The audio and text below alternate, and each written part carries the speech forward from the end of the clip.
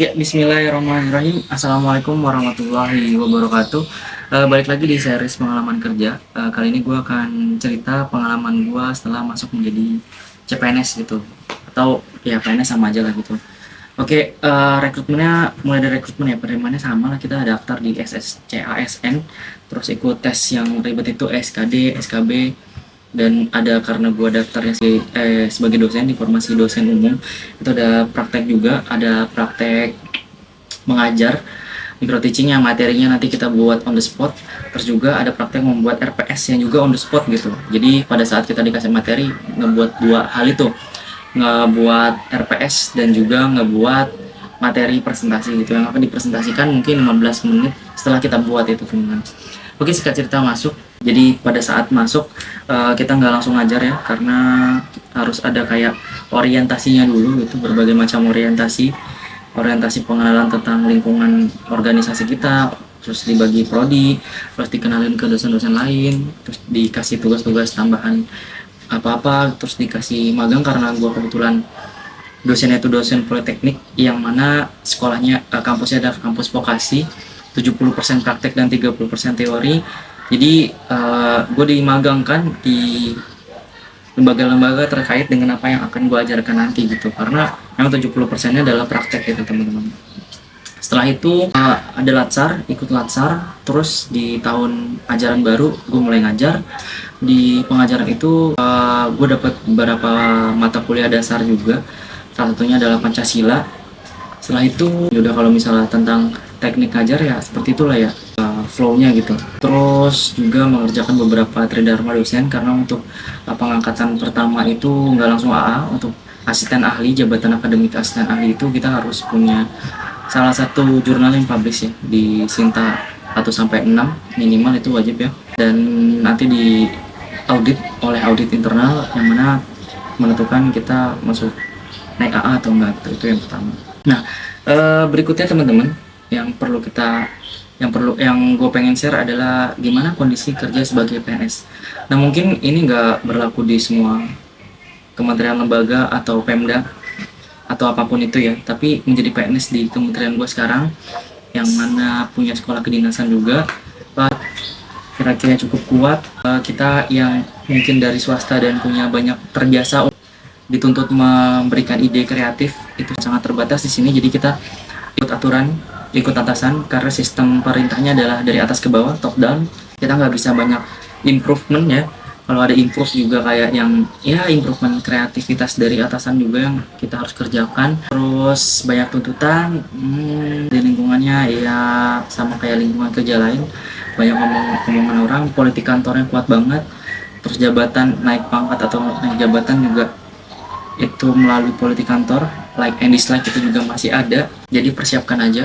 Terus lu nggak bisa jadi introvert. Kalau misalnya lu introvert, apalagi di pengalaman gue sebagai dosen ya, dan di tempat gue yang sekarang ini, kalau misalnya lu jadi introvert ya lu akan tersiksa gitu, karena banyak banget ngumpul, banyak banget seremonial, bahkan mengajar itu di beberapa hal ditinggalkan untuk seremonial tertentu gitu, yang mana menurut gue ngajar itu penting gitu. Dan kalau misalnya diganti itu akan repot di mahasiswa dan dosennya untuk mengatur jadwal lagi, tapi itu adalah hal yang sangat biasa ya. Sejauh ini lebih banyak gak enak ya kalau misalnya berkaitan dengan organisasi gitu ya begitu. Jadi kalau misalnya kalian mau jadi PNS, tujuannya untuk mendapatkan kenyamanan dan kestabilan finansial, harus benar yakin, karena konsekuensi dibalik itu banyak banget gitu teman-teman. Karena menurut gue ya, kalau misalnya hidup itu udah terjamin lu sampai yang walaupun sekarang peraturan bisa berubah sih, kayak sekarang ada efisiensi gitu yang merubah juga kestabilan dan kemapanan lo sebagai PNS gitu. Tapi harga yang harus dibayar adalah lingkungan yang toksik sebenarnya. Kayak apa-apa lo harus dituntut ya, kayak swasta toksik juga sih sebenarnya, sama sih di semua kerjaan. Tapi di sini ya juga kayak gitu gitu. Lo tuntut untuk loyal gitu, fleksibel tuh, lo harus ikut aja gitu. Akan bahaya banget buat karir lo ke depannya kalau misalnya lo melawan gitu. Semua hal dirasionalisasikan dengan loyalitas. Itu yang, terus kreativitas sangat terbatas. Ide-ide itu bahaya banget kalau misalnya lontarkan. Pertama, lu nggak bakal didengar atau dianggap sebagai kritik. Yang kedua, kalau misalnya lu punya ide bagus yang dipakai, lu akan diandalkan terus menerus. Sedangkan teman lu yang enggak itu akan mendapatkan hal yang sama juga dari lu, jadi mereka nggak lebih kurang dari lu dan lu nggak lebih baik dari mereka. Kompensasinya, benefitnya, jadi kalau misalnya ada anekdot di instansi pemerintah ada, kalau misalnya lu punya bakat ya pendam aja gitu, jangan diliatin gitu, saking takutnya gitu.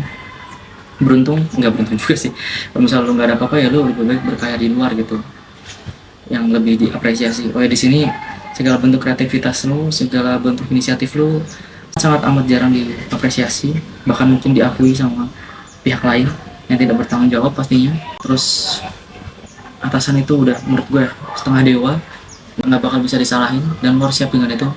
Lagi ya, gue nggak bilang ini di semua pemerintahan, dan karena di kementerian ini orangnya nggak terlalu banyak, jadi mungkin lo akan dilibatkan dalam berbagai macam pekerjaan dalam bentuk pokja yang ada SK-nya juga. Jadi kalau misal SK itu lo nggak bisa nolak pekerjaan yang tercantum di SK itu, dan itu nggak ada tambahan yang gitu yang gue rasakan ya, itu nggak ada tambahan dapat benefit apa gitu, nggak ada gitu. Paling cuman kalau misalnya gue sebagai dosen itu bisa dimasukin ke BKD, beban kerja dosen, hanya sebatas itu.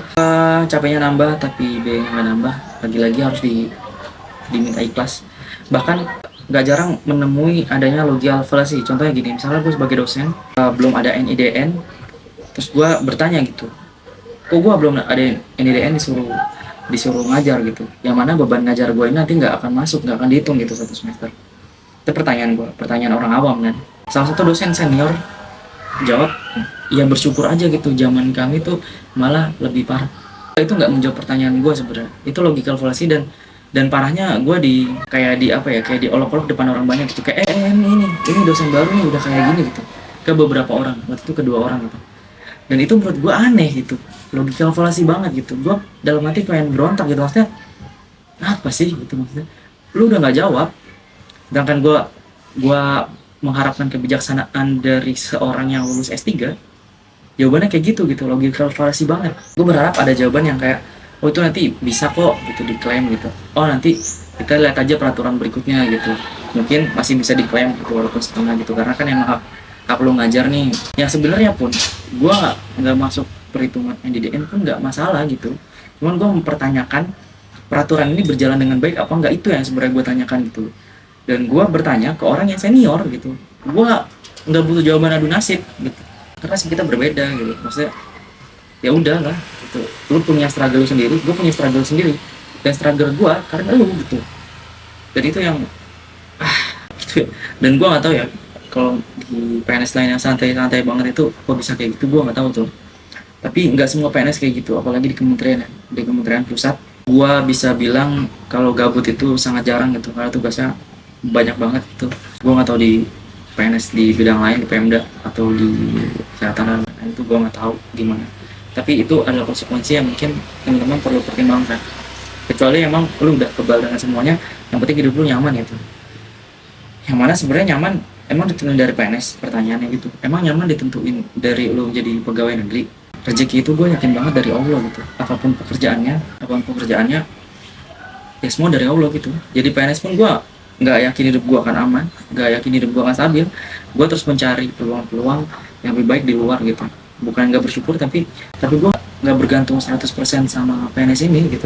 Di sini mungkin gue butuh berbakti gue sama orang tua, karena berbakti gue sama negara, karena di sini gue ngajar penerus bangsa yang gue berharap mereka akan membawa Indonesia lebih maju, membawa struktur budaya PNS yang lebih sehat, nggak toksik sekarang. Ya gue berharap lebih baik gitu. Tapi untuk pengharapan kayak dalam bentuk finansial, rezeki, itu gue full pasrah ke Allah semuanya, ikhtiar gue ke Allah semuanya gitu.